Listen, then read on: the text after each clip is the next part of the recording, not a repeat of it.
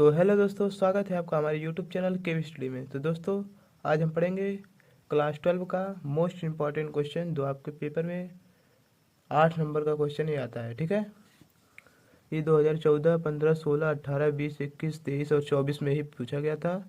2-2 साल का डिस्टेंस है, आपकी बार 2026 के एग्जाम में ये जरूर आएगा। चलिए स्टार्ट करते हैं। फलन x is equal to 2x plus 3y दिया है, इसका हमें अधिकतम मान ज्ञात करना है। जबकि जो है प्रतिबंध दिया गया है x प्लस 2y बराबर 10, 2x प्लस वाई बराबर 14, x is equal to 0, y is equal to 0। ठीक है, तो सबसे पहले हम लोग इसे समीकरण में इसको कन्वर्ट कर लेते हैं। ठीक है, सॉल्व कर लेंगे हम लोग। सॉल्व, पहले जितना समीकरण दिया गया है उसको लिख लिया जाए।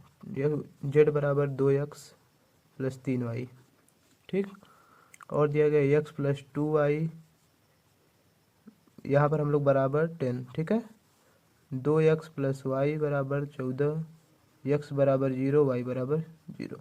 समीकरण हम लोग मान लेंगे इसको समीकरण नंबर 1, 2, 3, 4। ठीक, इतना हम लोग समीकरण मान लिए हैं। अब देखिए आगे क्या करेंगे। अब हमको करना है समीकरण 1 माइनस 2। ठीक, तो 1 माइनस 2 तो होगा नहीं, इसलिए हम लोग समीकरण 1 में अगर 2 से गुणा कर दें तो ये हो जाएगा 2x, ये भी 2x है, और घटाएंगे तो ये दोनों कैंसिल हो जाएगा। ठीक, तो समीकरण 1 में 2 से गुणा करके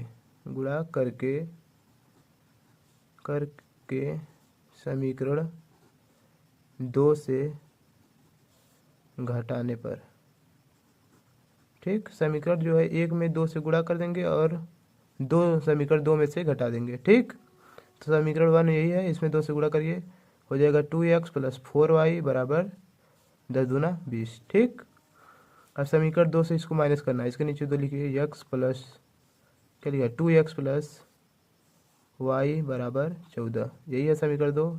माइनस करेंगे, साइन चेंज हो जाता है, ये भी माइनस, ये भी माइनस, तो प्लस माइनस कैंसिल, ये आएगा 3y बराबर 20 में से जब 14 माइनस करेंगे आएगा 6, y बराबर 6/3, y बराबर 2। अब यही y की वैल्यू हम इसी समीकरण नंबर 1 में रख देंगे। y बराबर 2 है तो 2 दूना 4 हो जाएगा, उधर जाएगा तो -4, और 10 में से -4 करेंगे तो 6 आएगा। इसका मतलब x की वैल्यू कितनी आ गई, 6। x और y की वैल्यू निकल गई, मतलब हम लोगों को बिंदु कौन सा मिल गया, बिंदु 6,2, एक बिंदु ये मिल गया। अब हम लोग क्या करेंगे, 2 बॉक्स बनाएंगे, हम लोग 2 बॉक्स हम लोग को बनाएंगे। ठीक है, चलिए पेज नीचे नहीं है, यहाँ पर लिख लेते हैं। अच्छा, 2 हम लोग बॉक्स बनाएंगे, एक यहाँ पर और एक यहाँ पर। ठीक, ऐसे ऐसे करके 2 हम लोग बॉक्स बना देंगे। ये इसमें लिखेंगे XY, इसमें भी लिखेंगे XY। ये समीकरण पहले का है, समीकरण नंबर पहले हम लोगों का क्या है, यहाँ आप देखेंगे x प्लस 2y बराबर 10, और दूसरा है 2x प्लस वाई बराबर 14। तो हम लोग इसी समीकरण को जो है इसके नीचे हम लोग लिख लेंगे, x प्लस 2y बराबर 10 का ये वाला रहेगा, और 2x प्लस वाई बराबर 14 का ये वाला रहेगा। ठीक, अब हम अगर इसमें x की वैल्यू 0 रखते हैं तो y बराबर हो जाएगा 5, क्योंकि ये मल्टीप्लाई में है तो उधर जाएगा डिवाइड, तो 5 हो जाएगा। अगर y की वैल्यू 0 रखेंगे तो x की वैल्यू डायरेक्ट 10 हो जाएगी। इसमें सेम प्रोसेस, x की वैल्यू 0 रखिए, ख़त्म हो जाएगा, बचेगा 14। जब y की वैल्यू 0 रखोगे तो ये जाएगा उधर, तो 7। ठीक, अब हम लोगों को ये जो है x की वैल्यू और y की वैल्यू रख के प्राप्त कर दिया। अब हम लोग बनाएंगे ग्राफ। ग्राफ बहुत ही इंपॉर्टेंट है। ग्राफ को आज हम नीचे पेज नहीं बताया, एक पेज पे बनाए। अब हम लोग ग्राफ बनाना स्टार्ट करते हैं दूसरे पेज पे। ठीक है, तो हम लोग x एक्सिस और y एक्सिस ले लिए हैं। यहाँ पर हम 2-2 का ले लेंगे, क्योंकि हाईएस्ट वैल्यू हम लोगों का 14 है, 14 है, तो y पर हम लोगों को 14 जाना है। मतलब अगर 2-2 का अगर यूनिट हम लोग लें, दोनों का अगर डिस्टेंस ले तो हो जाएगा। ठीक है, ये तो 0 है, यहाँ पर 2 लीजिए, 4, 6, 8, 10, 12, 14, एकदम सेम ऐसे ऊपर हो। ठीक है, 2, 4, 6, 8, 10, 12, 14, अब हम लोग x और y की वैल्यू यहाँ पर पुटअप करेंगे। तो चलिए x के पर 0 जाना है, फिर y पर 5, x पर 0 y पर 5, x पर 0 y पर 5, 4 के बाद यहीं पर 5, तो ये हो जाएगा 0,5। y पे 0 x पे 10, y पे 0 x पे 10, ये हो गया 10,0 हो जाएगा। ठीक है, अब हमें जो है इन दोनों को आपस में क्या करना है, मिला देना। ठीक है, ये जो है ऐसे हम लोगों का मिल जाएगा। ठीक, अब ये कौन सी वैल्यू है, ये है x प्लस 2y बराबर 10, x प्लस 2y बराबर 10 की वैल्यू है। ठीक है, अब ऐसे ही 2x प्लस वाई की रखना है हमें। x पर 0 y पे 14, x पे 0 y पे 14 यहाँ आएगा 0,14। ठीक, y पे 0 x पे 7, y पे 0 x पे 7, 6 एक 7 हो जाएगा 7,0। दोनों को मिक्स कर दीजिए, हम लोग मिला देते हैं। ठीक है, तो यहाँ पर हम दोनों को आपस में जो है मिला देते हैं। ठीक, ये है 2x प्लस वाई बराबर 14 की वैल्यू। ठीक है, अब हम लोगों को छायांकित भाग करना है। छायांकित भाग जो है सबसे बड़ा जो होता है उसी की तरफ, केंद्र बिंदु की तरफ होता है। ठीक है, तो ये जो इतना हम लोगों का है ये छायांकित भाग हो जाएगा।